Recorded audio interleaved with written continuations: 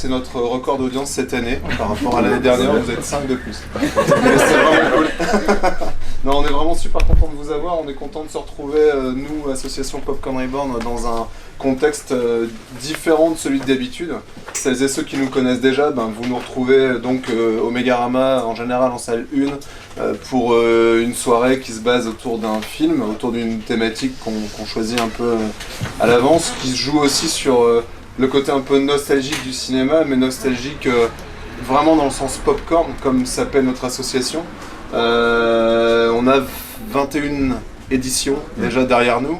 On prépare la 22e a priori pour le mois d'avril. On communiquera auprès de vous quand on en saura plus nous-mêmes d'ailleurs. Si je peux me permettre de t'interrompre, comme tu dis, on joue sur ce côté nostalgique là, mais on ne veut pas s'enfermer dans un âge d'or qui serait révolu. Nous, les films qu'on passe, on veut en parler au présent pour déterminer pourquoi ils sont encore pertinents et actuels aujourd'hui. On n'est pas du tout en train de s'enchaîner à ces espèces de périodes mythiques qui n'auraient plus lieu d'être aujourd'hui. La culture populaire, comme on a tendance à le dire entre nous, c'est quelque chose qui a des précédents, qui prépare un avenir qui est toujours en train de se jouer, quoi. Donc ça n'arrête jamais d'évoluer et on ne veut pas être bloqué dans une période en faisant abstraction de ce qui se passe aujourd'hui et de ce qui se passera demain, quoi. Voilà. Donc pour replacer encore mieux que moi ce fameux contexte, il faut que je le retienne ça. Non mais bref, donc voilà, l'idée c'est de partager avec vous des films effectivement qui jouent sur une certaine nostalgie, même si comme tu le dis très justement, ils ont aussi pour but de se rappeler que le cinéma d'hier crée aussi celui d'aujourd'hui. On est donc bel et bien là aujourd'hui pour vous parler cinéma avant tout, même si on va parler effectivement de l'adaptation d'une œuvre littéraire que tout le monde connaît ici, qui se trouve nécessairement quelque part dans ses rayons. Monsieur Tolkien a décidé un jour de s'attarder sur le monde de l'heroic fantasy. Il en est devenu très vite l'un des, si ce n'est l'un des plus grands auteurs. Voilà. Il s'ennuyait dans les tranchées entre deux assauts. Ouais, c'est ça. Et bref, on s'est retrouvé donc avec quelqu'un qui a eu envie de nous raconter des histoires, qui a eu envie de le faire tellement bien au point où il en a même créé les propres langues et toutes les codifications qui vont bien. Ce qu'a tenté aussi de poursuivre, de compléter, et peut-être même de voir un peu autrement, et ça on va en reparler. Monsieur Peter Jackson, qui sera pas mal à l'honneur aujourd'hui. Pour résumer en quelques secondes effectivement et pour conclure sur le qui on est nous. On est donc une association arageoise, sachez-le, avec tout ce qu'il y a de légal dans son intitulé. On est pour l'instant exclusivement au Megarama à Arras, anciennement Cinémovida. On est sur un rythme qui vous permet de découvrir nos soirées, on va dire. On en a une tous les 2 mois, 2 mois et demi, 3 mois selon la période, mais on va dire que sur une saison, de septembre à juin, on a environ 5 ou 6 soirées. Et ces soirées, elles ont pour donc vocation effectivement vous montrer un film qui nous a fait quelque chose à nous et qui est censé vous avoir vous aussi un petit peu intéressé, touché, enfin vous mettrez un petit peu l'adjectif qui vous conviendra le mieux. Mais elle a aussi pour but cette soirée d'être une vraie soirée qu'on peut s'imaginer comme on ferait entre potes dans son canapé avec une petite bière, une pizza, et puis de se dire on va le voir, on va le partager ensemble, et puis on est à la maison, on est posé, on est tranquille, on va en continuer d'en parler une fois que ce film sera terminé. Donc on essaye vraiment de reproduire un petit peu ce schéma-là dans une salle de cinéma. On essaie de le faire aussi avec nos différents partenaires ici présents. Par exemple, on a eu l'occasion d'en croiser pas mal maintenant sur Arras. Vous offrir un verre à la fin de la séance et puis vous permettre, pour conclure un petit peu sur le qui on est, simplement de vous montrer un film qui certes est un film qui date pas d'hier. On va mettre entre parenthèses l'exception puisqu'on a eu une avant-première il y a peu de temps, mais on vous passe malgré tout des films dans une qualité de projection qui est plus que parfaite. On choisit des films qui ont été restaurés, on choisit des films qui sont dignes entre guillemets d'être remis en avant sur un grand écran de cinéma. Et surtout on veut aussi dire que le cinéma, les voir un film en salle, c'est une fête, c'est une célébration. C'est vrai que quand on a tendance à parler de ciné-débat, on a toujours l'impression d'aller un peu à l'école, ce qui peut être un peu parfois rédhibitoire. Nous non, on veut dire que comme tu dis, les ambiances des soirées pizza, bière devant un film, etc., qu'on transfère dans une salle de cinéma, c'est pour célébrer un moment tous ensemble, faire une sorte de fête tous ensemble, parce que le cinéma c'est censé être ça avant tout, quoi. Une fête, une célébration qu'on partage collectivement. Voilà. Exactement, ça sera le mot de la... Pardon. Et il y a Romain qui arrive. Et il y a Romain qui arrive. Qu'on peut applaudir s'il vous plaît.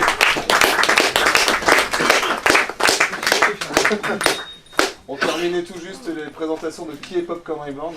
On te laissait simplement nous expliquer pourquoi Popcorn Reborn se retrouve chez Atrebasia avec grand plaisir. Cette année pour la troisième année. Toutes mes excuses, je me mets là-bas pour cette arrivée très discrète, n'est-ce pas?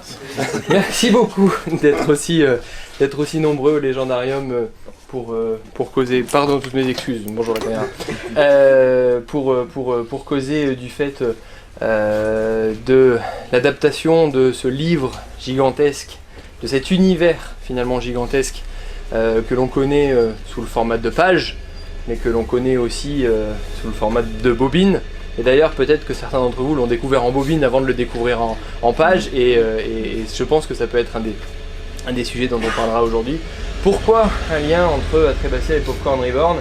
Parce que finalement on aime la même chose de manière un peu différente.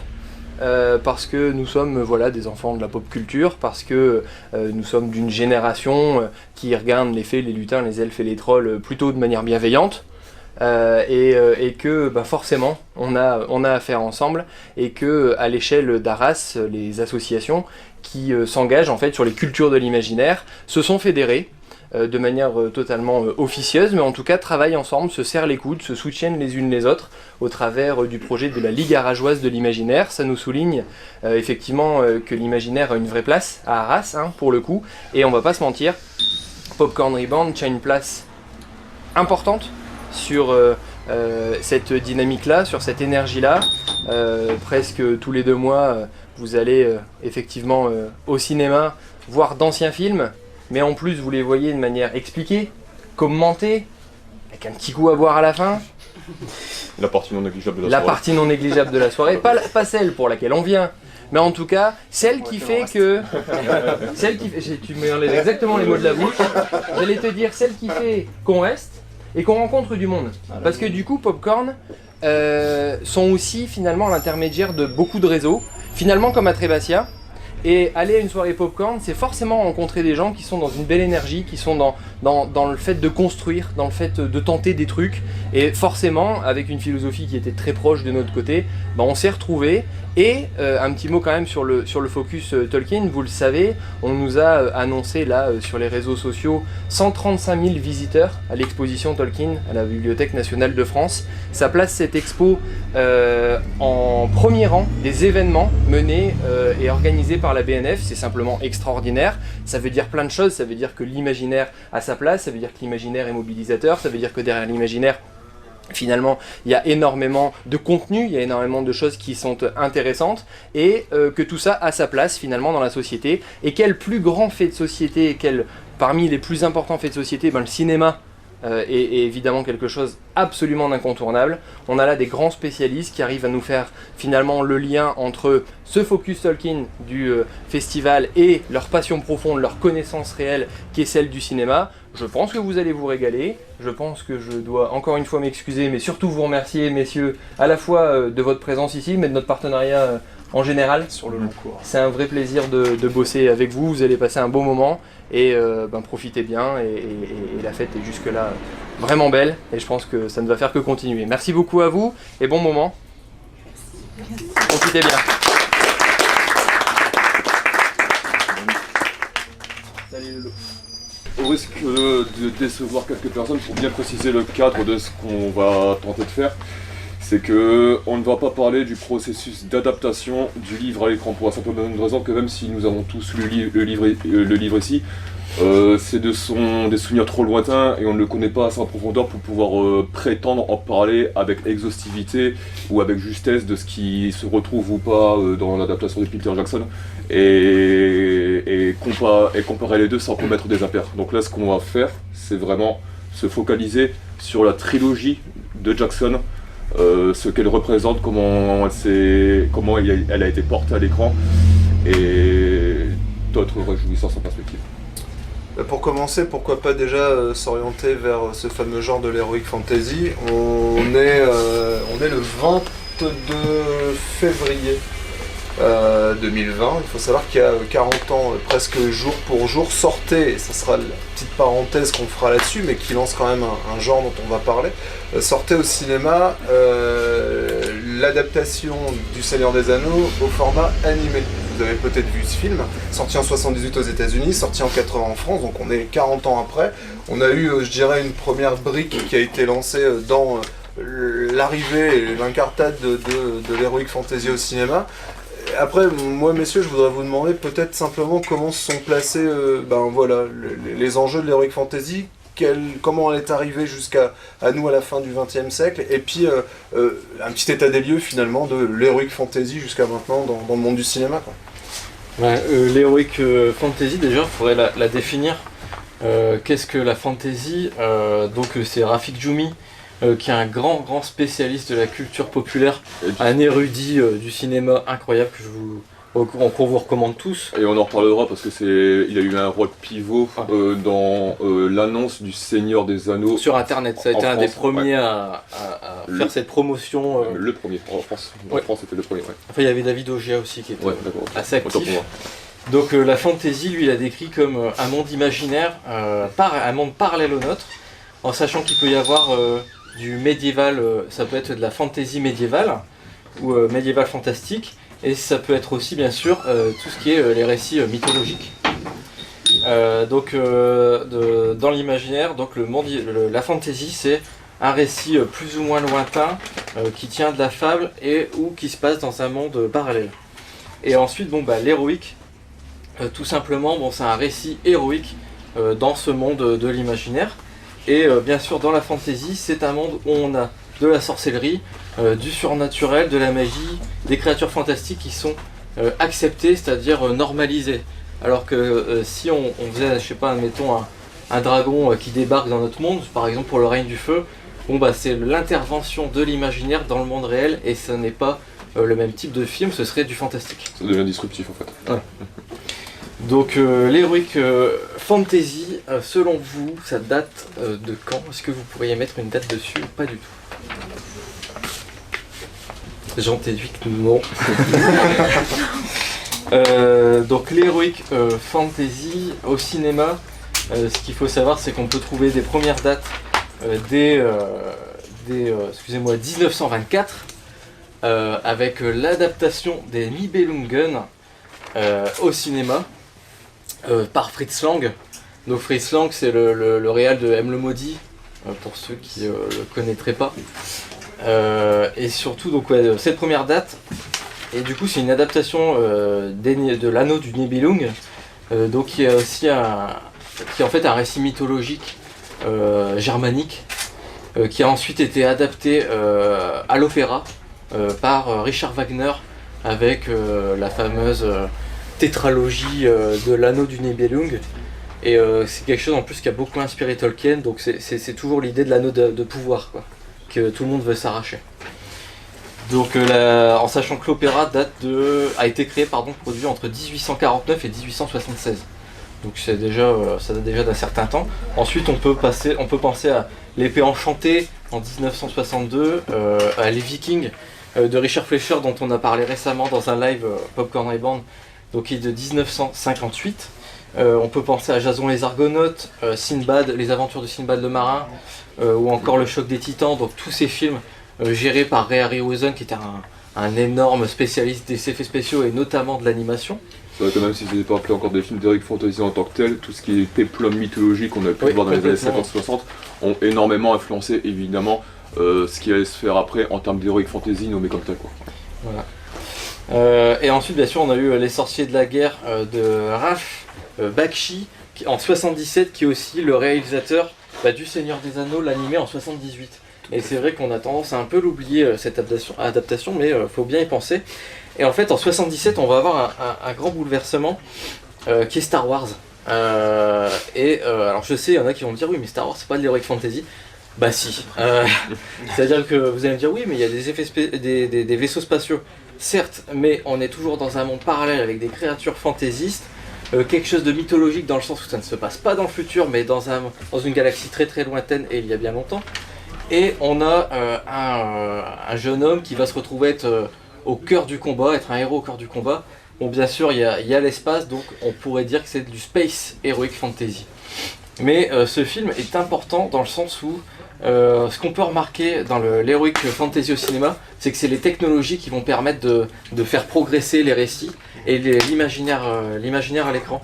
C'est-à-dire que avec Star Wars, bon, bah, beaucoup de personnes vont se dire ok, on peut faire ce type d'effets spéciaux, on peut faire ce nouveau type d'intégration, on peut faire bouger les vaisseaux ou des objets volants avec des bras mécaniques.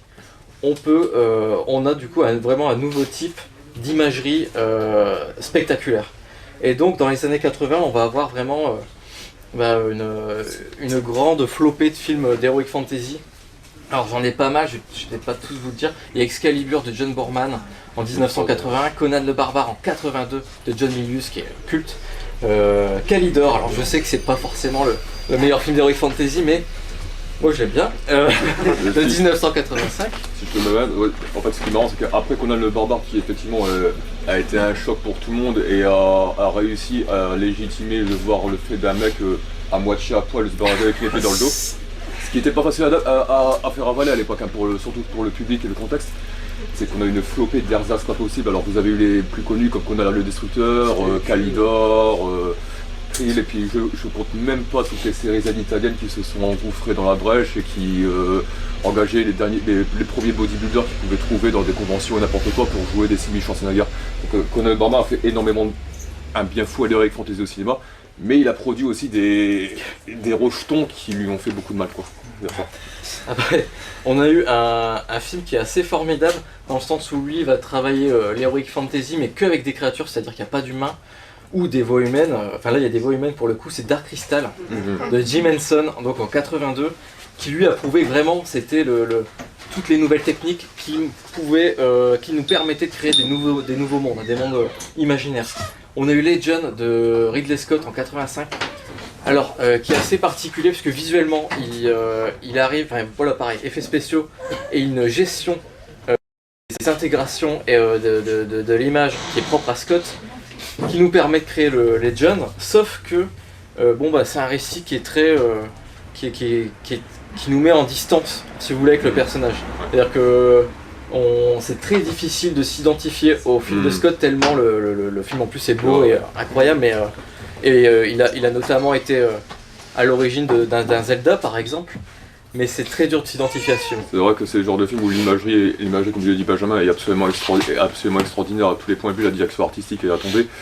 Mais c'est vrai on a l'impression qu'il y a chez Scott en fait une compréhension picturale de cet univers qui n'est pas forcément une compréhension narrative ou humaine du personnage.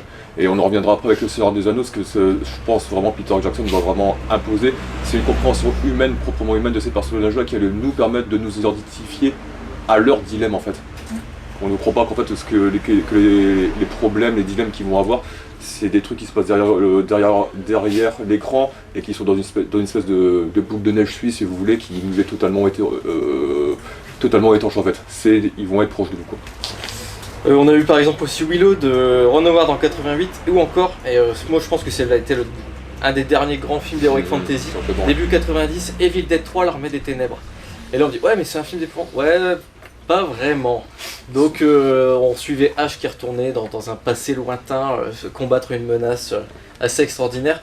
Et là je trouvais que c'est un film important dans le sens où il allait croiser toutes les anciennes techniques pré-années 90. C'est-à-dire on allait avoir l'animation des squelettes qui renvoyait à l'animation à des squelettes de Jason les Argonautes, donc d'Harryhausen. On allait avoir des intégrations avec des effets optiques, on allait avoir des maquettes, et donc pour moi c'était vraiment une sorte d'apogée. Alors bien sûr, humour, avec un certain humour. Et Sam Raimi est ton chouchou, tu peux l'avouer aussi. Ouais, et Sam Raimi je l'adore forcément. Et ce qu'on peut remarquer sur toutes ces adaptations que je viens de citer, c'est que c'est toujours des adaptations soit de grands mythes, soit d'ouvrages. Et au niveau des ouvrages, enfin au niveau des auteurs, on a Robert E. Howard pour Conan, Red Sonja, etc. On a Clive Lewis pour pour Narnia, excusez-moi. Et puis bien sûr on va avoir Tolkien pour le Seigneur des Anneaux. Et on se rend compte aussi c'est que ces auteurs ils se sont aussi basés sur des mythes mais des mythes qui vont mettre à jour avec les enjeux modernes. Donc voilà, on l'a parlé, enfin, on l'a suggéré. Tolkien a fait la Première Guerre mondiale, ça se sent dans tous ses récits et dans la manière dont il va gérer les batailles. Voilà, donc les batailles du Seigneur des Anneaux, c'est des batailles modernes. Les créatures, les orques fonctionnent au rythme industriel. La musique au niveau des orques, c'est des percussions parce que ça renvoie aussi au rythme industriel. Donc ça, il faut bien prendre en compte que si le genre aussi de l'heroic fantasy a fonctionné, c'est grâce aux avancées technologiques et techniques, bien sûr, mais c'est aussi parce qu'il mettait en image des enjeux contemporains. Et ça, c'est extrêmement important à prendre en compte. Et pour l'avancée technologique, il y a deux grands films qui vont bouleverser ça et du coup nous amener vers Le Seigneur des Anneaux. C'est Jurassic Park et Terminator 2. Notamment avec l'avancée de la motion capture. Alors sur Jurassic Park, vous savez pour quel personnage ou quel objet a servi la motion capture ou pas du tout? Non. Alors il y avait le Raptor, voilà. Et il y avait donc c'était notamment pour le Raptor et pour le T-Rex numérique. En fait, ils avaient demandé à Phil Tippett, qui est un des plus grands animateurs du cinéma, il a bossé sur Robocop notamment, il était derrière le D209. Et donc ils lui ont demandé, parce que le ILM était très bon pour faire les effets spéciaux numériques, mais il ne savait pas animer la créature d'un point de vue digital. Donc ils ont demandé à Phil Tippett d'animer la créature avec un système de motion capture qui enregistrait le mouvement à chaque seconde. Ce mouvement, ensuite, ils allaient l'habiller avec comment on pourrait dire ça, la peau, les os de la créature. Et c'est pour ça qu'on a en fait, si vous voulez, les créatures numériques de Jurassic Park ou même le T-1000 de Terminator, c'est pour ça aussi qu'on a cette fluidité. C'est que c'est pas des êtres complètement numériques, il y avait aussi une animation humaine. Et bien sûr, dans les années 90, l'heroic fantasy va baisser, la technologie va avancer, et fin 90, début 2000, il va y avoir une petite explosion. C'est ça. Alors comme tu le dis, enfin, c'est vrai que l'heroic fantasy est en assez mauvaise posture à la fin des années 90, mais c'est pas le seul genre qui est dans cet état-là, c'est-à-dire que si vous vous souvenez bien, à la fin des années 90, c'est le moment où les gros studios américains commencent à adapter des licences à tour de bras qui définissent la culture populaire, que ce soit pour le jeu vidéo, les comic books, ou du coup aussi des jeux d'heroic fantasy. Je pense notamment à ce merveilleux film que vous avez tous gravé dans votre mémoire, Donjons et Dragons. Et ça en fait 3 quand même, c'est con. Donc c'était ça en fait, et si vous voulez, ce qui concerne Donjons et Dragons, c'est aussi bien, c'est rapportable aux deux Batman de Joel Schumacher, à toutes les adaptations de jeux vidéo qui ont eu lieu, qui sont sortis durant cette période, c'est-à-dire que ce sont avant tout, je pense, le fruit de décideurs à la tête des studios qui avaient un rapport très lointain avec cette culture-là, qui ne la comprenaient pas, alors qu'aujourd'hui vous avez des gens comme Kevin Feige de chez Marvel, on peut en penser ce qu'on veut.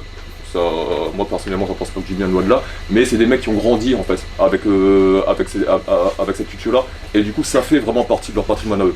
Du coup ils peuvent le comprendre, ou ils peuvent au moins avoir un point de vue dessus, ce qui n'était pas le cas dans les années 90, où les mecs et les femmes, mais bon malheureusement comme on le sait au niveau de, c'est encore une culture assez patriarcale, mais qui n'avaient un rapport très lointain avec ça. Ils voyaient juste un moyen de, grosso modo, de gagner des sous sur les kids et cervelets qui perdaient leur temps le samedi après-midi sur les bandes d'arcade, ou alors ou avec les elfes et les orques avec leurs potes geeks et acnéiques, quoi.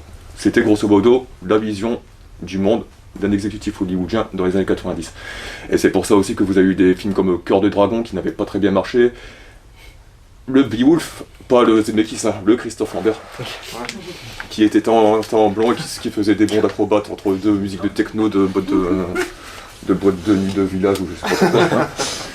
Une expérience que personne n'a oubliée. Donc voilà, c'était ça l'Heroic Fantasy à la fin des années 90. Et il y a eu aussi un film qui n'avait pas du tout marché, mais qui est pourtant magnifique, c'est Le 13e Guerrier de John McTiernan. Ouais. Je passerai sur les conditions de développement qui ont été catastrophiques, la sortie qui était retardée d'1 an, mais je pense que ce qui n'a pas marché aussi, c'est que McTiernan fait sur le 13e Guerrier toute proportion gardée et dans des sensibilités différentes, ce que par exemple quelqu'un comme Paul Greengrass a pu le faire au cinéma d'action sur les Jason Bourne, c'est-à-dire essayer de poser un traitement plus réaliste, l'ancrer dans une sorte de réalité un peu plus palpable, etc. En le filmant différemment, avec une lumière plus crue, un peu caméra à l'épaule, etc. Et je pense que le problème, c'est que l'Heroic Fantasy en tant que genre n'était pas encore assez installé à ce moment-là pour pouvoir subir ce genre de traitement, parce que les gens n'y étaient pas encore accoutumés. Je pense qu'il serait sorti 10 ans plus tard. Mais c'est quand même un traitement qu'a subi, mais en bien heureusement, le film historique, et je pense à Braveheart de Mel et avec Mel Gibson. Il faut sauver Soldat Ryan de Spielberg. Voilà, qui vont avoir une énorme importance sur l'imagerie des batailles, donc soit à l'épée ou des batailles armées modernes. Jackson a toujours dit que quand il a vu Braveheart, qu'il a commencé à comprendre ce qu'il pouvait faire sur le Seigneur des Anneaux en termes de bataille, quoi, clairement. Et du coup, voilà, en fait, la fin des années 90, si vous voulez, c'est le moment où ce qu'on appelle la culture pop, il commence à y avoir un mouvement de fond qui synthétise un peu toutes les tendances, où l'animation japonaise commence à croiser en fait le cinéma d'action, le comic book, etc. Mais c'était un truc qui n'avait pas encore été, on va dire, conscientisé par les décideurs. Ce sont les artistes, les réalisateurs, à la fin des années 90 et au début des années 2000, qui vont se charger de traduire cette émulsion-là qui avait lieu, en fait, qui avait lieu à ce moment-là, à travers leurs œuvres. Et là, on parle de Sam Raimi sur les Spider-Man, on parle de Guillermo del Toro, on parle évidemment des sœurs Wachowski sur les Matrix, et évidemment de Peter Jackson sur le Seigneur des Anneaux. Tout à fait. Je pense aussi, pour conclure sur comment on en est arrivé jusqu'au Seigneur des Anneaux, les films, la place de l'Heroic Fantasy, je pense qu'effectivement, là où tu as raison Guillaume, c'est que toutes ces étapes-là l'ont aussi rendu, alors en bien ou en mal, ça c'est un peu chacun son point de vue, mais beaucoup plus grand public, c'est-à-dire qu'il ne fallait plus être un petit spécialiste chez lui qui commandait des livres je ne sais où, je ne sais comment, pour avoir enfin accès à un univers qui semblait réservé jusqu'à une certaine époque à certaines personnes qui maintenant seraient considérées comme des geeks dans leur chambre devant leur écran. Alors clairement il y a ça, mais la force de Jackson, de Raimi et des autres, c'est qu'en fait ils ont concilié ce côté grand public où je rends accessible une mythologie qui pouvait paraître être une sorte de sujet de niche pour quelques-uns, avec le respect des fans de la première heure en fait. Ouais, bien sûr. C'est cette compréhension en fait des deux parties du public en fait qui a permis aux gens de se rendre dans la salle et de célébrer ces films-là comme il se devait en fait, clairement. Donc quelqu'un qui a réussi de ce fait-là à respecter à la fois son sujet de base et bien entendu son public, c'est bien sûr Peter Jackson. On en arrive au Seigneur des Anneaux, on vous a un petit peu amené le comment on en est arrivé là. Moi ce que j'aimerais vous demander messieurs, c'est peut-être simplement nous parler un peu de l'histoire du film, de l'histoire de son tournage, et comment un jour un mec se dit je chope des droits, j'en fais quelque chose et j'arrive au résultat qu'on connaît tous aujourd'hui. Bah, en fait, on dit souvent, on a tendance à dire que les grands films sont les histoires de leur propre tournage. C'est un truc qu'on dit souvent pour James Cameron par exemple, quand on regarde Terminator 2, Titanic ou Avatar, on se dit toujours que l'entreprise titanesque qu'il a réussi à mener à l'écran, ça a été aussi une entreprise titanesque à mener sur le tournage pour rendre ça en vie. Est-ce que vous savez en combien de temps a été écrit, réalisé et produit Terminator 2 ? Ah oui. À moins d'une année. Entre la première ligne de scénario et le dernier jour de post-production, il s'est écoulé 1 an. 1 an pour... c'est même pas court en fait. C'est inadmissible d'être aussi talentueux. Non, c'est rapide. Et du coup, mais du coup, c'est certainement parallèle parce que quelque part, c'est un défi que Peter Jackson a aussi dû relever. Bon, on s'explique un peu, le Seigneur des Anneaux, c'était une arlésienne qui traînait depuis longtemps à Hollywood. John Boorman avait été assez près de le réaliser, par exemple dans les années 70, je crois, mais il avait dû renoncer, par rapport à des problèmes de scénario, il n'arrivait pas à en venir à bout. Jackson a dit, je crois, commence à rédiger un premier jet, alors je peux me gourer là-dessus, donc c'est pas du tout une information exhaustive, on est en 95 ou quelque chose comme ça. 95, ouais, d'accord. Merci. Et en fait, lui, quand il arrive à Hollywood, c'est vraiment parce qu'il veut porter ça à l'écran.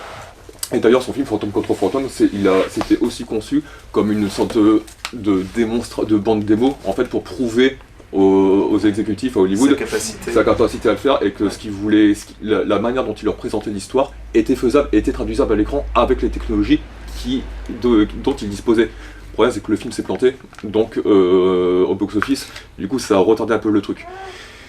Il arrive à avoir un deal avec les célèbres, pour des raisons extra-cinématographiques, frères Weinstein. D'accord. qui, grosso modo, accepte de produire pour 2 films. Le problème, c'est que Weinstein se rend vite compte que le budget va exploser.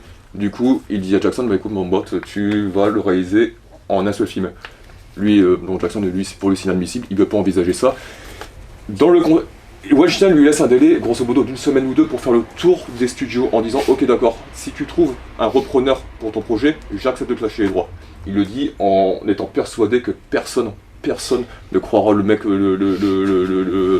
cet super néo-zélandais qui vient de réaliser un film qui s'est planté, budgéter son film à coût de centaines de millions de dollars.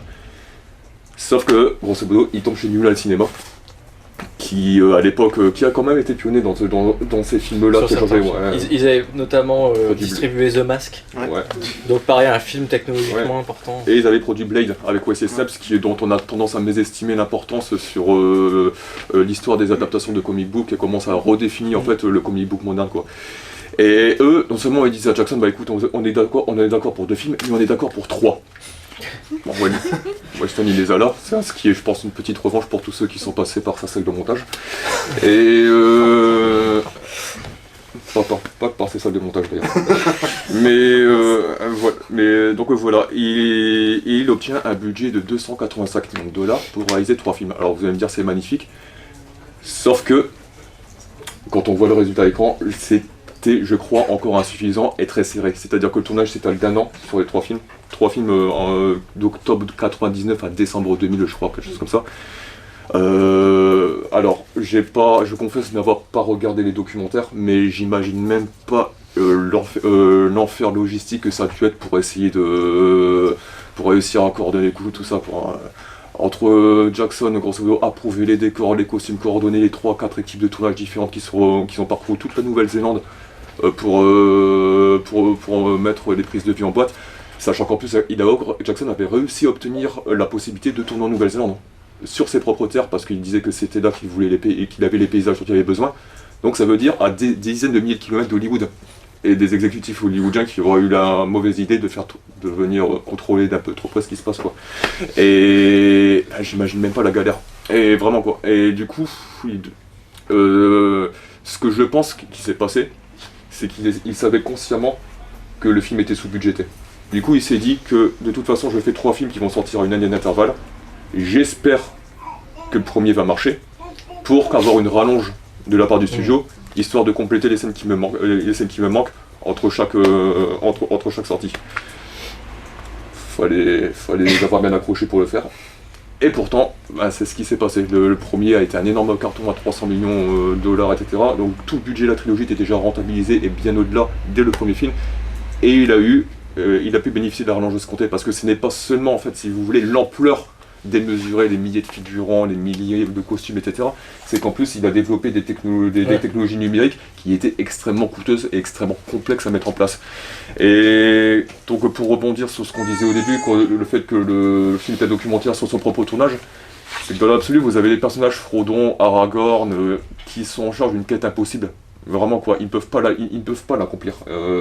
Et c'est un truc qui les pèse, qui les fait douter pendant toute la durée des 3 films quoi. Et je pense que Jackson, en se mettant en quête d'adapter Le Seigneur des Anneaux selon ces conditions-là, s'est mis lui aussi en fait dans une quête impossible en fait à réaliser quoi. Et il y a une identification je pense entre le réalisateur, ses personnages, entre le tournage et son matériau qui a largement contribué en fait à faire que le Seigneur des Anneaux soit plus qu'un film, ça soit une aventure passionnelle, non seulement pour ses instigateurs mais aussi pour le public qui les a suivis quoi. Parce que clairement, si tu me permets de rebondir là-dessus, mais on a affaire à une trilogie qui adapte un roman dans un univers bien particulier qui à la base n'est absolument pas grand public. On fait face à quelqu'un qui a dû, comme tu l'as dit, se débrouiller un petit peu pour pouvoir mener son projet à bien, envers et contre tous parfois. Et malgré tout, on ressort avec 3 films qui collectionnent les Oscars sur une petite cheminée, qui ont rempli les salles, qui ont créé des attentes, qui ont déployé un univers que maintenant les gens, comme nous tous, ont eu envie de pouvoir redécouvrir autrement dans d'autres œuvres. On en arrivera même d'ailleurs au Hobbit, qui sera une fois de plus adapté par Jackson. Enfin bref, on est dans une trilogie qui a eu un succès tant public, forcément, mais surtout critique également. On a des films qui sont, je pense pas me tromper en le disant ici, qui sont tous les trois des réussites, qui sont suffisamment malgré tout découpés dans un chapitre qui les rend assez différents les uns des autres, même si on a ce fil rouge, effectivement, cette quête de ces personnages, mais ils ont leur propre identité et ils ont été reçus magistralement par les critiques de cinéma, le public, etc. etc. Ce qu'on peut dire déjà par rapport à l'Heroic Fantasy, c'est comme je vous l'ai dit, ça existe depuis très longtemps au cinéma. Et il y a une phrase qu'avait dit Lucas qui était assez juste, c'est-à-dire que lui il voulait que chaque génération ait son Star Wars, d'où le fait de faire plusieurs trilogies. Et en fait, moi j'aime bien cette idée, c'est que chaque génération a son mythe, a sa mythologie. Et du coup, dans les années 70-80, on a eu les Star Wars.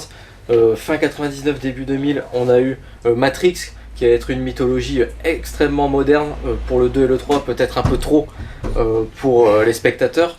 Et enfin, on a eu Le Seigneur des Anneaux, qui allait être la nouvelle mythologie cinématographique qui allait toucher les spectateurs, quoi.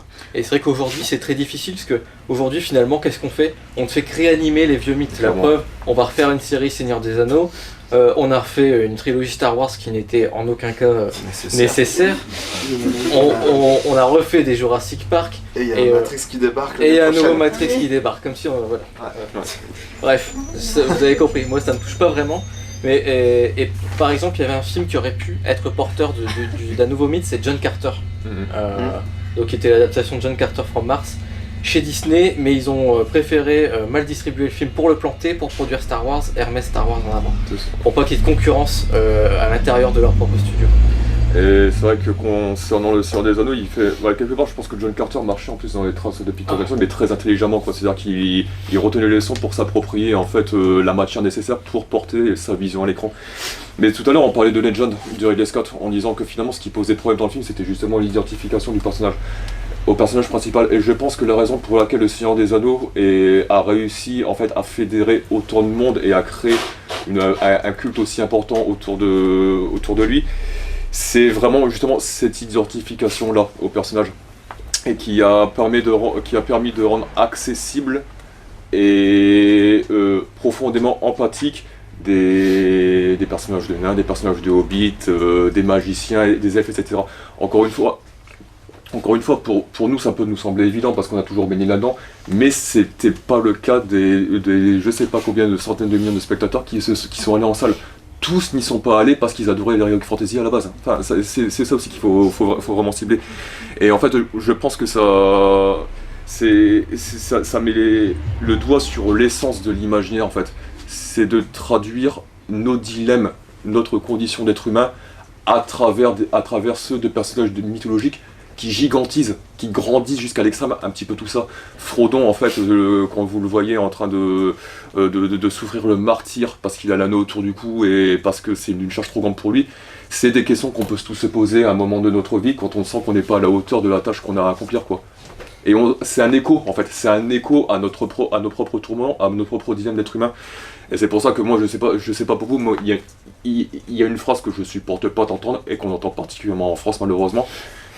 C'est le côté mais vous savez, moi j'aime bien ces films-là, mais moi je fais un film sans orques, sans effets spéciaux, parce que ce qui m'intéresse c'est l'humain avant tout. Il n'y a rien de plus con que cette phrase-là. Il n'y a clairement rien de plus con que cette phrase-là. Ou alors on va faire un film à échelle humaine. Voilà. Il n'y a rien de plus débile que cette phrase-là, parce que de quoi parle ce film-là? Il parle de l'humain. Il parle de nous. C'est pour ça, c'est parce que nous trouvons écho dans nos tourments quotidiens à travers ces films-là. Et Le Seigneur des Anneaux, c'est ce qu'il a super bien fait. On reviendra après sur la manière dont les acteurs ont été choisis, mais quelqu'un comme Viggo Mortensen par exemple n'est pas, quand vous le voyez, c'est pas un guerrier, c'est pas un Conan le barbare, etc. Et il a pas cette représentation-là, alors qu'il est censé être le roi du Gondor. Mais justement, comme le personnage lui-même souffre de cette condition, eh ben on prend un acteur qui ne représente pas le guerrier absolu dès qu'on le voit à l'écran. Et en fait, c'est cette capacité à nous identifier en fait à tous ces personnages qui a fait que Seigneur des Anneaux, je crois, a touché du doigt en fait le public mondial comme Star Wars a pu le faire en son temps. Et il y a aussi un aspect qui je pense est très fort dans le film, c'est que on a dit tout à l'heure, c'est vrai qu'il est venu porter à l'écran toute cette culture pop qui s'est synthétisée, etc. À ce moment-là, il nous a proposé des images incroyables qu'on n'avait jamais vues avant, des personnages que nous n'avions jamais vus avant. Pour autant, je pense qu'il s'agit peut-être du dernier grand récit tel qu'on concevait dans le cinéma du XXe siècle. C'est-à-dire un cinéma qui est au carrefour des arts qui ont contribué à le façonner, la littérature, l'opéra, etc. Et ça se ressent aussi dans le scénario du film, dans la narration. C'est-à-dire que vous prenez Seigneur des Anneaux, c'est pas des récits qui s'épanouissent dans leur digression. Vous voyez les films et vous voyez surtout les versions longues, il n'y a pas un pet de gras. Vous n'avez jamais l'impression qu'il y a une scène qui est inutile, ou qui est en trop, ou qui est là pour rien, ou un dialogue qui n'a rien à faire là. Tout est constamment centré sur l'histoire, sur l'évolution des personnages. Aujourd'hui, ça fait 10 ans, 15 ans qu'on voit des films qui durent 2h30, qui auraient pu en durer une heure de moins, et qui s'épanouissent dans des scénarios longs, je ne trouve pas. Vous n'avez pas ça dans le Seigneur des Anneaux. Vous avez vraiment une concision narrative qui s'étale certes dans la durée, mais qui n'est jamais trop en fait.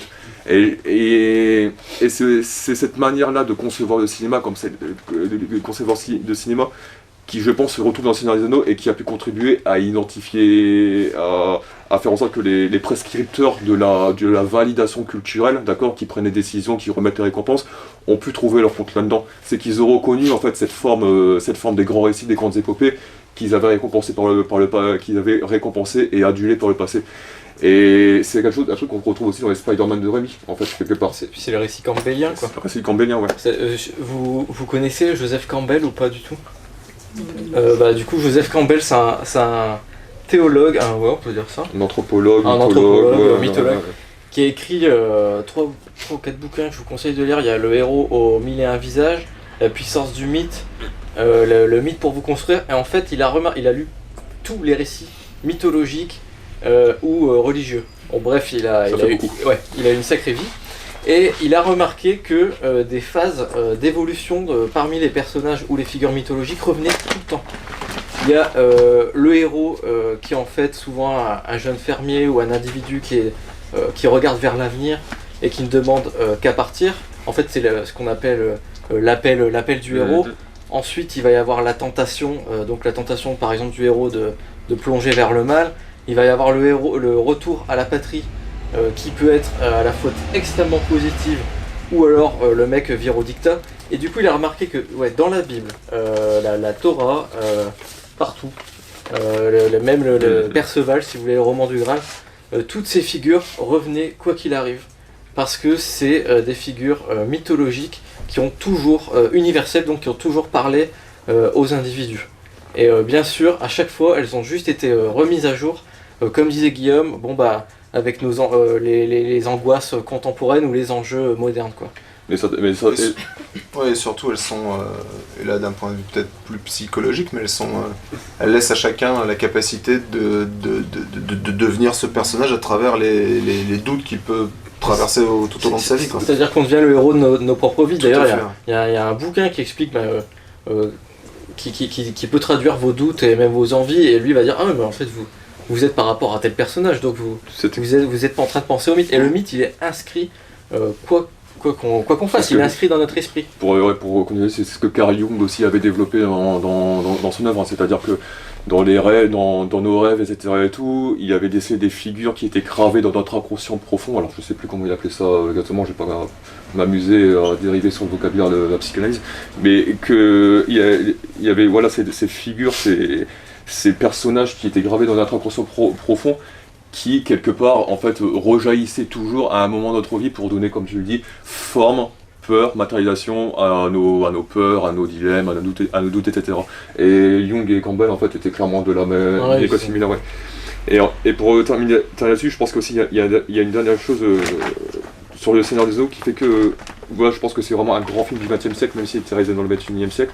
C'était Rafik Djumi qui avait remarqué qu'en fait que Jackson utilisait des échelles de plans qu'on n'avait pas vu depuis le cinéma muet, en fait, pour traduire tout ça. Et c'est vrai qu'il y a un rapport au cinéma, à l'image qui est extrêmement pure dans le Seigneur des Anneaux. Je pense qu'on a tous en mémoire ces images des armées qui se jettent les unes sur les autres dans des c'est des échelles de plan monumentales, mais il y a aussi les visages. Vous vous souvenez, vous avez tous un mémoire, un plan, vous avez Gandalf qui s'avance au ralenti, vous avez l'impression que toute l'image se suspend en fait à ce qui se passe dans sa tête, il met l'emphase sur chaque élément, et en fait c'était... il faisait ce qu'on ne faisait plus trop en fait, dans le cinéma des années 90, enfin à ce moment-là, c'était voilà, de faire des visages de ces personnages, des spectacles en fait, des spectacles qui se déployaient sur la grande toile.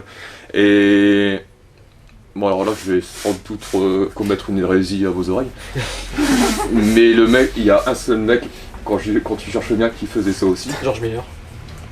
Non, ça c'est pas une hérésie. C'est Michael Bay. Oui. Mais non mais sérieux, et vous prenez un truc très bête, c'est le personnage de Liv Tyler qui jouait dans Armageddon et qui jouait dans Le Seigneur des Anneaux. Quand vous la voyez avancer, au premier plan au ralenti avec une emphase qui a l'air voilà, de suspendre l'instant à son visage, c'est cette même utilisation du visage comme un spectacle en soi. Et Liv Tyler, c'est même plus qu'une actrice, c'est une image. Hein. Vous voyez les traits de son visage, on a l'impression qu'elle a été limite sculptée pour évoquer quelque chose, la grâce, évoquer la grâce en fait. Et dans la manière dont les deux réalisateurs utilisent le visage de Liv Tyler, je pense qu'il y a cette idée-là en fait, de déployer le visage comme un spectacle à part entière. Et ça contribue, je pense, à réanimer une idée du cinéma pur, entre guillemets, qui était tombé un peu en désuétude à cette époque-là, et qui a fait que les critiques, je pense, enfin le public, mais aussi les critiques, ont pu trouver du biscuit pour porter le travail de Jackson à la reconnaissance qu'il méritait, quoi. Merci. J'ai une question à vous poser, parce que effectivement tu as évoqué quelque chose et ça va après nous permettre de passer à la suite et presque à la fin, parce que le temps passe très vite. Ouais. Tu disais, Guillaume, qu'effectivement on avait 3 films qui plus est chacun possédant une version longue, qu'il était indispensable d'avoir vu et finalement de voir. Moi perso, je n'ai plus jamais regardé, à part au cinéma, j'ai plus jamais revu les versions ciné. Aucun intérêt, enfin de mon point de vue du moins. Tu disais qu'effectivement ces versions longues, ces Director's Cut, elles passaient finalement très vite et où à l'intérieur de celle-ci, il y avait finalement rien à enlever. J'ai une question pour vous de ce fait. Est-ce que vous pensez que le fait que le temps passe vite en regardant Le Seigneur des Anneaux et qu'effectivement on n'y trouve rien de trop, est-ce que vous pensez que c'est lié avant tout à l'adaptation d'un roman qui est de toute façon très dense à la base? Et ma vraie question serait plutôt de vous demander à celles et ceux dans cette pièce qui ont lu les livres, si finalement, malgré tout, il en manque quand même, et si oui, qu'est-ce qui vous emmerde dans ce qui peut manquer dans les films? Ça peut aussi expliquer le fait qu'effectivement, on a des films aujourd'hui de 2h30 qui nous emmerdent, mais là on part sur des films de quasi 4 heures pour certains d'entre eux. Donc partagez un peu ce que ça vous a fait à vous de découvrir Le Seigneur des Anneaux, d'ailleurs dans ces versions longues tant qu'à faire, par rapport au livre que vous aviez lu. Et qu'est-ce qui peut vous avoir manqué? Parle qui veut, intervenez. Moi je dirais en tant que grande lectrice, alors j'ai vu les films avant de lire les livres. D'accord. Mais pour avoir vu beaucoup d'adaptations de romans que j'avais lus avant, je crois que toute personne qui ici doit avoir la même impression, on a toujours l'impression que dans les films il manque forcément quelque chose. Il y a toujours une certaine frustration. Quand on lit un bouquin, on s'imagine les personnages, on s'imagine les scènes, on s'imagine tous les moments. Et en particulier les moments qui nous touchent particulièrement, justement, on les voit au cinéma, c'est bien, c'est pas ce que j'imaginais. Ouais, effectivement, ça c'est lié à sa propre... Sans trop savoir précisément ce qui manque, on me dit il y a un truc qui manque ou qui dérange. Il peut y avoir deux formes de manque. Soit c'est une scène qui peut nous toucher dans un roman qu'on va pas trouver, ou alors c'est peut-être ce qu'on trouve beaucoup aujourd'hui avec les adaptations de super-héros et qui me pose un peu problème, c'est le feuilletonesque. C'est-à-dire que beaucoup vont crier en disant ouais non mais il a pas le bon fusil, oui mais il a pas la bonne couleur là, oui non mais il a pas le bon costume, et ça je pense que c'est aussi un énorme danger quand on adapte. Et d'ailleurs la grande question, et elle est toujours aussi valable, c'est Est-ce qu'on doit trahir ou pas le matériau original quand on adapte? Oui. Ou est-ce qu'on doit lui coller au cul? Je pense qu'on n'a pas le choix parce que finalement le cahier des charges fait la différence. Oui, la littérature est une expérience individuelle, comme vous l'avez dit. On se représente nos personnages, on se représente notre univers, nos couleurs, nos décors, etc. Et tout. Même si les mots sont là pour nous offrir un cadre, finalement après c'est notre cerveau qui fait le reste. Tandis qu'on regarde un film, on voit tous la même chose. Puis raconter une histoire au cinéma, c'est différent de raconter une histoire dans un livre. C'est pas les mêmes moyens aussi. Faut que ça aille plus à l'essentiel, faut que ça...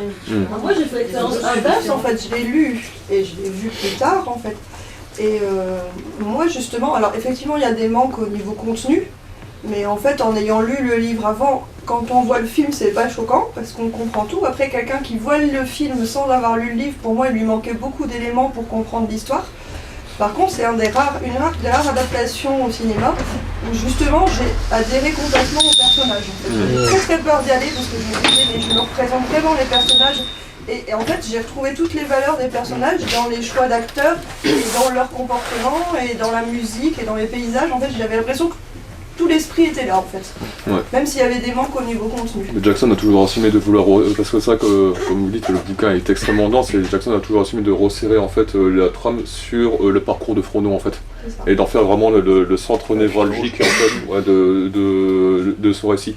Et je pense que conserver l'essentiel, c'est justement essayer de ne pas tout mettre en fait à l'écran quoi. Alors, juste pour compléter, alors sans remettre en cause l'importance de la trilogie, moi je fais partie de ceux qui ont lu Le Seigneur des Anneaux à peu près une quinzaine de fois avant d'avoir vu le premier film. Ouais. Donc moi je l'avais vu, c'était en avant-première mondiale, le jour même, donc je me souviens j'étais vers 8h du matin, on était 4 dans la salle.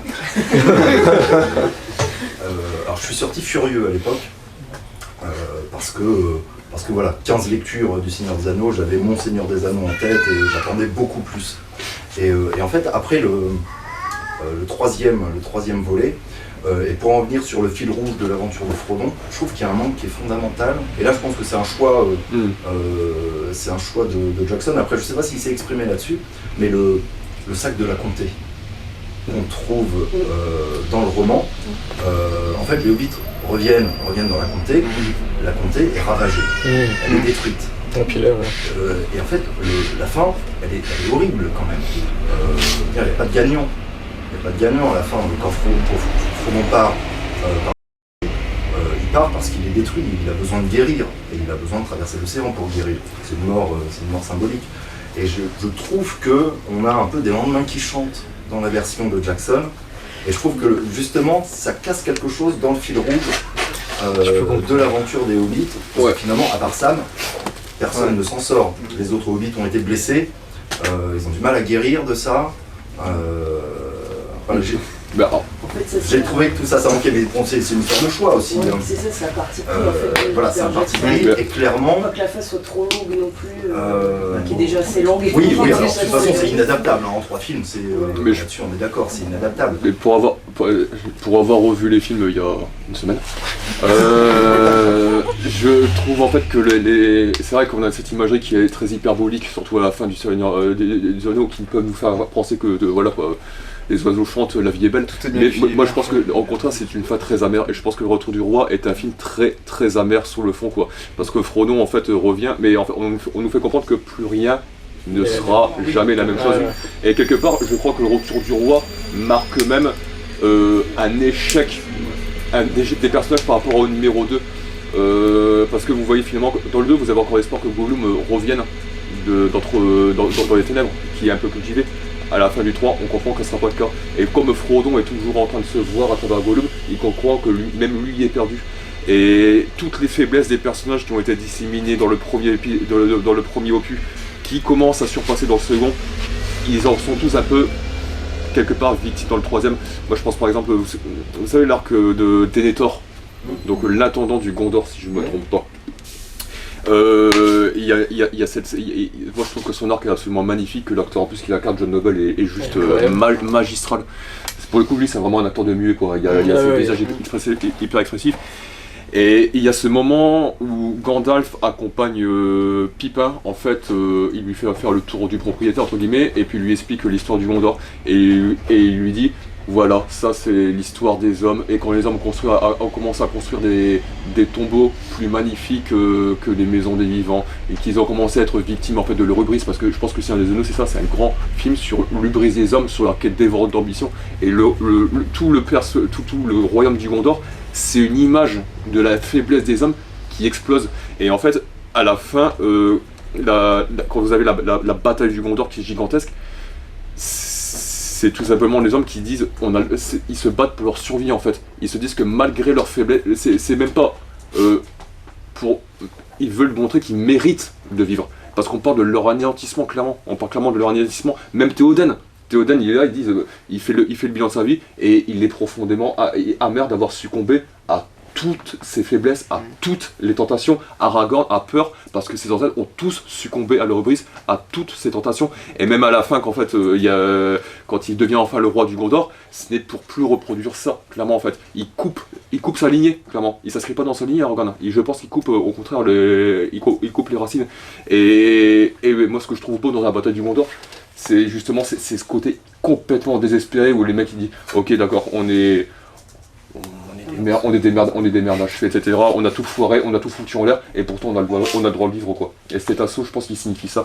Et du coup, je crois que la fin du Seigneur des Anneaux, le retour de elle est plus amère à cause de ça, parce qu'il y a malgré tout cet aveu d'échec qui est toujours là quelque part. Et quand ça me rentre chez lui, c'est pour dire voilà quoi, l'histoire est terminée. C'est Frodon, mine de rien, la comté est toujours là, mais il peut même plus y rentrer quoi. Son avenir est ailleurs et il a été beaucoup trop bouleversé. Alors que si admettons, du coup il y aurait eu le sac de la comté, il ne pouvait que partir. Et du coup il y aurait eu moins d'amertume je trouve sur cette fin. Et puis je pense que en le posant comme un choix plus que comme une contrainte. Ouais voilà. Et je sais pas, vous vous souvenez également de l'arc entre Boromir, Faramir et son père. Moi il y avait, alors je sais plus si la scène avait été dans le montage cinéma ou alors si elle était intégrée dans la version longue, mais il y avait ce moment où on les voit à 3. Et en fait, on voit Faramir qui est complètement humilié par son père, qui dit tu réponds pas à mes attentes, regarde Boromir c'est mon champion, etc. Et tout. Et ce qui est marrant, c'est que vous voyez tous les débats qu'on a aujourd'hui sur la masculinité toxique, le fait de s'émanciper de ce modèle, etc. Il y a déjà ça en dans Seigneur des Anneaux, quand tu vois Sean Bean arriver avec sa mâchoire carrée sur l'armure, c'est le quarterback du lycée quoi. Non, tu vois, non mais sérieux, si, non mais c'est pas péjoratif, c'est le mec hyper populaire et tout. Et tu vois que cette popularité c'est déjà une charge beaucoup trop importante pour ses épaules. Il est pas assez bon. Il est pas assez bon, mais en même temps, humainement c'est pas tenable comme position, tu vois. Et c'est pour ça qu'il cède à l'appel de l'anneau au début. Tandis que Faramir, qui lui, en fait, est l'acteur, je sais plus comment il s'appelle, est plus fin, moins épais, plus sensible, etc. et tout. Lui, il doit trouver, en fait, il doit accepter de s'assumer. Et c'est pour ça que dans le numéro 2, quand il laisse Frodon et Sam partir pour raconter, quelque part c'est sa victoire, c'est une victoire qui sera anéantie par son père dans le 3ème quand il enverra au casse-pipe pour reprendre une cité qu'il ne peut pas reprendre. Voilà, donc c'est réussite et échec. Et je pense que dans Seigneur des Anneaux, de manière générale, tout à l'heure tu parlais du mythe corbélien, mais en fait c'est pas une carte qui est toute tracée pour les personnages. Je pense que tous les grands films sur les mythes, tous les grands films mythologiques sont surtout des films sur le mythe et comment trouver sa propre place, son propre chemin dans ce mythe-là, quoi. Et tous les personnages du Seigneur des Anneaux, la communauté de l'anneau à la fin, c'est un échec. La communauté est disloquée, on va pas pouvoir faire comme on nous l'avait dit, etc. En fait, c'est comment les héros doivent doivent porter leur héroïsme, et c'est un problème, un dilemme qu'ils ont depuis Hercule, quoi. Clairement. Hercule se demandait, mais comment réaliser les 12 travaux. C'est ça. Et c'est aussi pour ça que ça nous interpelle en tant que public, en tant que spectateur, parce que ce côté grosso modo trouver son propre chemin par rapport aux attentes ou par rapport au schéma dans lequel on nous conditionne ou on nous met, c'est un truc auquel on est tous confrontés, on a tous été confrontés à un moment donné et on continue sûrement de l'être quoi. Et c'est pour ça aussi que les mythes nous parlent en fait, parce que c'est pas des héros, des schémas établis ou des trucs fixes, non, c'est parce que tous les personnages doivent trouver en fait leur chemin là-dedans. Et je trouve que le Seigneur des Anneaux a su dire ça avec extrêmement de sensibilité et d'intelligence. On revient à Viggo Mortensen, je sais, c'est une bénédiction, surtout par rapport à l'acteur qui Stuart Townsend, bon, qui a eu le mérite d'avoir été marié avec Charlize Theron. C'est déjà un accomplissement en soi. Mais voilà, mais sinon, je vois même pas comment ce mec-là aurait pu supporter le personnage d'Aragorn. Vraiment pas. Mais quand vous voyez Viggo Mortensen, c'est pas un guerrier, vous le voyez, c'est plus un poète, hippie, philosophe qui serait tranquille dans la vraie vie. Ce dans la vraie vie, mais clairement. Et c'est ça qui est magnifique avec ce personnage en fait. C'est qu'il doit devenir quelqu'un qu'il n'est absolument pas quand on le voit. Et vraiment, je pense que le génie de Jackson, c'était justement d'aller à rebrousse-poil des archétypes, voire des stéréotypes qu'on a eu tendance à attribuer à l'Heroic Fantasy, pour imposer des personnages qui peuvent vraiment prendre sur eux ce fait de trouver son propre chemin dans le mythe, plus que le mythe à proprement parler comme chape de plomb qui tombe dessus comme ça quoi. Moi je pense que ça a été l'une des grandes possibilités quoi. C'est d'autant plus marquant que dans le casting, même si la plupart des acteurs étaient confirmés, il n'y avait pas vraiment de grandes stars. Non, clairement pas. Au départ. C'était...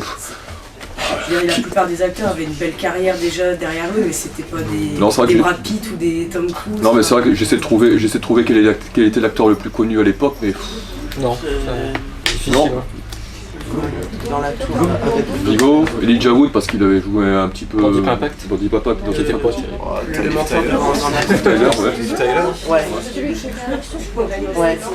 Le mentor de Gandalf c'était peut-être le plus connu. Christopher Lee. Non, Ian McKellen.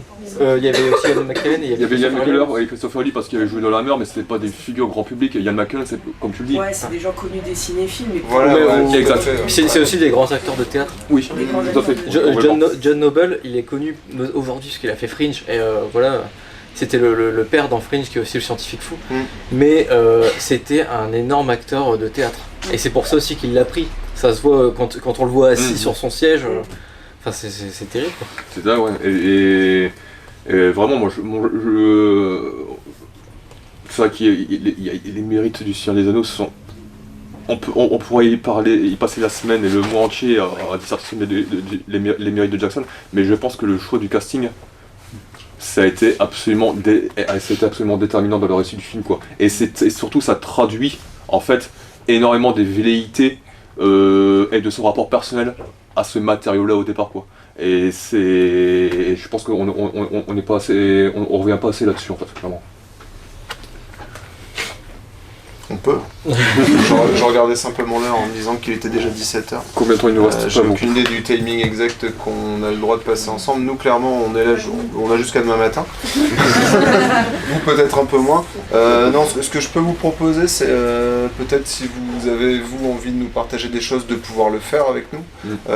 Vous rappeler que, bien entendu, on parle du Seigneur des Anneaux, mais qu'on a aussi eu... après, j'allais tenter d'ouvrir une sorte de mini-débat, mais qu'on n'aura pas le temps d'exploiter ici, parce que je sais que vous connaissant, messieurs, qu'il nous en aurait fallu. Mais quid du Hobbit? Parce qu'on a parlé d'un film, je vais même dire un film, Le Seigneur des Anneaux, avec ces 3 parties, qui a été adapté de 3 livres, d'un gros livre découpé en 3 parties aussi, on va le dire comme ça. Mais l'inverse existe aussi finalement. On a adapté en 3 longs films.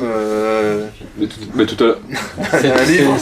C'est problématique. C'est problématique. Mais clairement, tout à l'heure.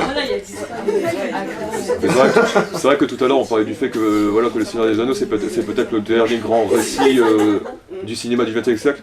Le Hobbit c'est déjà du cinéma du XXIe siècle, au sens où en fait, je crois que Jackson en fait il propose une trilogie qui est avant tout un support d'expérimentation, et c'est une manière de penser le récit sur l'espace qui est complètement différente. Je veux dire, aujourd'hui, quel est le plus grand film des années 2010 de la vie générale?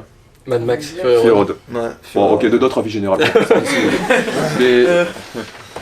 mais voilà, mais Fury Road, quand vous prenez ce qu'il racontait, c'est un péplum, c'est l'histoire de l'étranger qui arrive dans la cité, qui va découvrir une cité complètement corrompue et qui va mettre à bas en fait le pouvoir en place pour faire advenir un nouveau. Et c'est un truc que vous auriez pu raconter au sein d'un péplum de 3 heures ou d'un récit d'heroic fantasy. Lui, il raconte ça à travers une expérience scénique où le mec ils font un aller-retour. Il condense tout ça en fait dans une poursuite de 2 heures où vous avez A, B, C. C'est voilà, le cinéma est en train de changer. C'est pour ça que nous, en fait, on veut surtout pas se couper de cette évolution-là, parce qu'il est en train de muter, il est en train de prendre de nouvelles formes, et on est vraiment aux portes, on y est même déjà à l'intérieur, d'une manière complètement différente de penser le récit, de penser notre rapport au cinéma. Et Jackson, je pense, a essayé un peu de faire ça avec le Hobbit, pas toujours de manière heureuse, c'est vrai que le trait c'est faux. Ouais, donc le problème aussi, c'est qu'il admire extrêmement George Lucas, qui considérait comme le génie du cinéma moderne. Et avec le Hobbit, il s'est dit, plutôt que de faire 2 films, parce qu'à un moment donné, il y avait 2 films qui étaient envisagés, il s'est dit, bon, bah maintenant, on va faire comme Star Wars, on va faire une prélogie. Et je pense que l'erreur du Hobbit, c'est de vouloir être une prélogie au Seigneur des Anneaux, alors que le bouquin, quand on lit, bon, bah, on sait que ça se passe avant. De temps en temps, il y a quelques indices, mais c'est pas lié, quoi. Il n'y a pas déjà les enjeux du Seigneur des Anneaux qui se préparent dans le bouquin. Parce que lui, il a rajouté un paquet de scènes avec Christopher Lee qui est là en train de préparer ses mauvais tours. Alors que c'est même moi, en voyant le film, ça m'a posé beaucoup. Le cinéma, ça a toujours été un spectacle vivant. Et il devait être vécu comme ça pour que l'expérience se produise, clairement, quoi. Qu'on n'ait plus l'impression de regarder un écran.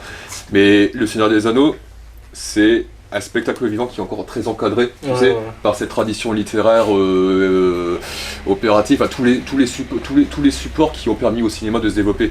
Le Hobbit, il s'inscrit déjà dans une mouvance où en fait le spectacle vivant en tant que tel n'est plus encadré par ça. C'est imparfait, mais je pense qu'on est d'accord pour dire que la trilogie a malgré tout ses limites, même si à ses réussites, pardon, même si elle accuse souvent parfois ses limites, quoi. On va conclure là-dessus. Sauf Guillaume, vas-y, s'il y a autre chose à ajouter. Juste pour vous dire qu'en fait, on n'est pas arrivé à la moitié de ce qu'on voulait faire. Donc, rendez-vous l'année prochaine. Ce qu'on vous propose, c'est que nous, on va enregistrer très prochainement un podcast en fait sur le Seigneur des Anneaux où on reviendra sur chacun des films séparément pour définir justement leur identité propre, parce que c'est vrai qu'on a tendance à considérer la trilogie comme un bloc homogène. Nous, on pense justement que chacun a son identité et son rôle à jouer. Donc on va l'enregistrer et puis on le publiera sur notre page Facebook et puis sur tous les supports possibles. Après quelques références, si vous voulez pousser tout ça, il y a Total Tracks qui est un podcast formidable donc sur les musiques de films, mais le numéro 5, donc il est en 7 parties sur la fantasy. Donc 7 parties sur la fantasy dont chaque partie fait à peu près 1 heure. Donc c'est assez costaud, et il y a 1 heure sur le Seigneur des Anneaux, si ça peut vous intéresser, et c'est animé par Rafik Djoumi, David Ogia et Monsieur Djoumi, et un troisième, Laron, qui est un spécialiste des musiques de films. Donc c'est précis, donc ça pourrait peut-être vous intéresser. Ouais. Moi, j'ai pas vraiment... C'est moi. Non, vas-y, je t'en prie. J'avais pas vraiment réfléchi à la question, mais s'il y a un truc que je peux vous recommander si vous l'avez pas vu, c'est de voir La Légende des Beowulf de Robert Zemeckis, parce que le film a été extrêmement mal accueilli à l'époque, il n'a pas été compris, il continue d'être mal compris, notamment avec son utilisation de la performance capture, qui a posé un problème pour pas mal de gens. Je pense que c'est un film qui gagne à être revu, parce que une fois qu'on s'est acclimaté en fait à toute cette expérience esthétique à laquelle on était totalement étranger, les choses passent beaucoup mieux en 3D si vous le pouvez, parce que l'utilisation de la 3D est absolument incroyable. Et quand tout à l'heure je parlais de spectacle vivant en fait, etc., le film c'est vraiment ça, c'est vraiment le cinéma du futur. Et je pense que quelque part ça s'appuie aussi sur ce que Jackson a fait sur le Seigneur des Anneaux pour pouvoir s'élever en fait dans une autre perspective. Peter Jackson, qui on conclura avec ce monsieur qui, sachez-le, a été un grand passionné du Seigneur des Anneaux et de toutes ces histoires de Tolkien, et qui est également un grand passionné de la Première Guerre mondiale et notamment du rôle des Néo-Zélandais pendant cette Première Guerre mondiale. Je ne sais pas si vous êtes au courant, mais Peter Jackson est régulièrement à Arras, ici, chez nous. Il travaille en ce moment même à la remise en scène, la remise à plat de la scénographie de la carrière Wellington. Avec des hologrammes. Voilà, avec des hologrammes et des nouvelles technologies qui sont censées rendre ça encore plus immersif.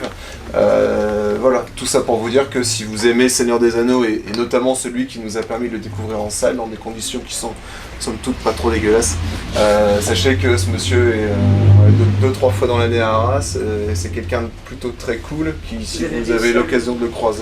on espérait qu'il passe ici en fait aujourd'hui, mais il n'a pas honoré le rendez-vous. Merci non, il n'est pas. Enfin voilà pour ce qu'on avait à vous dire. Merci en tout cas d'avoir été présent avec nous aujourd'hui, et puis on aura beaucoup de plaisir à vous retrouver. Merci à vous. On remercie les personnes personnes qui sont chargées des prises de vue pour enregistrer ce moment avec vous. Merci à tous.